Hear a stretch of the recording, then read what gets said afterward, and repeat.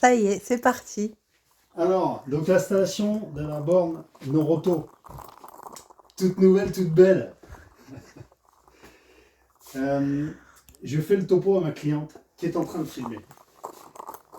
Ici, on a le disjoncteur qui permet de couper l'alimentation de la borne. Le disjoncteur, il ne fait que protéger le câble. Pourquoi il n'y a qu'un disjoncteur et pas un différentiel? Parce que le différentiel dans cette borne est inclus.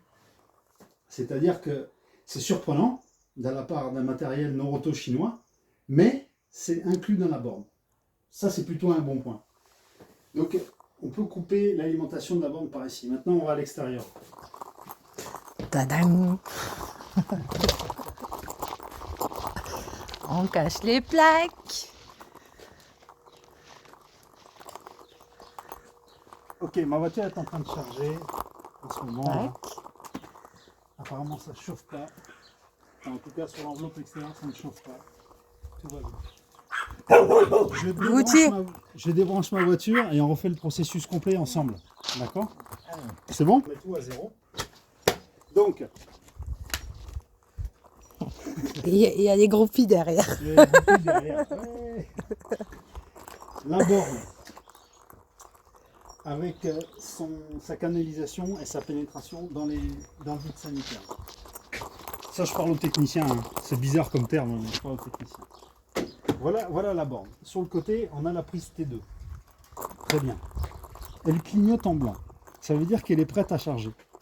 Alors, première remarque, je suis d'accord avec vous. C'est pas génial qu'elle clignote en blanc en permanence. C'est ça. On est d'accord. Ça surprend.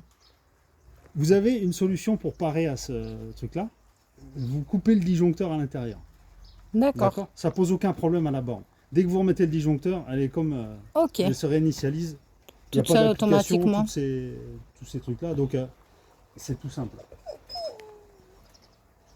On fait le processus de branchement-débranchement. Je branche d'abord sur la borne. Toujours là, en premier, donc Toujours en sur premier la la borne. et en dernier la borne. D'accord. Le pistolet bien perpendiculaire à la surface de la borne pour que les éclisses se poussent ensemble. Et on enfonce bien à fond, très important. Ensuite à la voiture.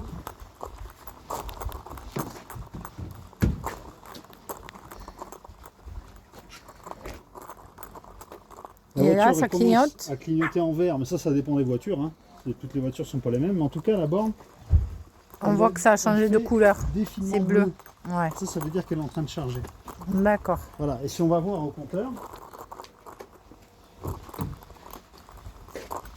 j'ouvre. C'est mieux.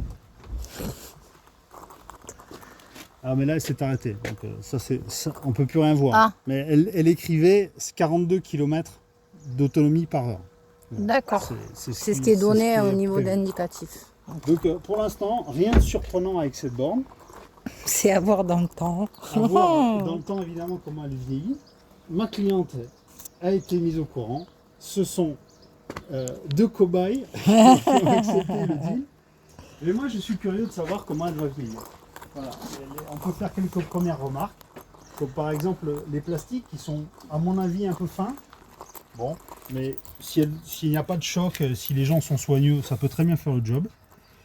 Comment est-ce qu'elle va vieillir au soleil? Ça, c'est difficile à dire. À part Ça fait mastoc quand même, mais bon, Ouais. à voir.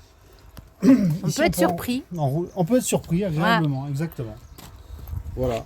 Donc, j'invite ma cliente à me donner des nouvelles, je sais pas, disons dans 6 mois, me dire elle est toute pourrie ou ouais, ça va, elle a pas bougé. Ça marche? Ça marche. Ok. Pas de souci. À plus, merci, ciao.